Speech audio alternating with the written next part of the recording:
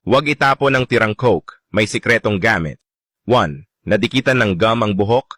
Huwag mag-alala, maglagay ng Coke sa mangkok. Ibabad ang buhok ng 2 minutes. Madaling matatanggal ang gum.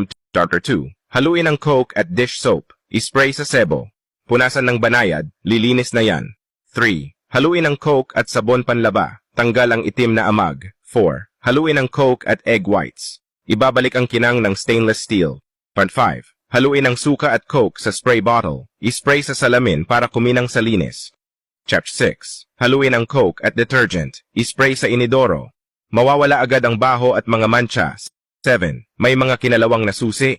Ilagay lang sa mangkok. Lagyan ng Coke at suka at ibabad ng magdamag. Magiging parang bago ulit ang mga susi. 8. Haluin ang sabon at Coke para di kumupas ang labada. 9. Kung sunog at mahirap linisin ang kawali, lagyan ng Coke, pakuluan, banlawan, at lilinis na yan. 10. Kung masebo ang exhaust fan, siguradong puno ng makapal na dumi ang oil collector. Eto ang trick, lagyan ng asin, baking soda, dish soap, at expired na Coke ang oil collector. Ibabad ng 10 minutes, banlawan. I-follow ako para sa life hacks.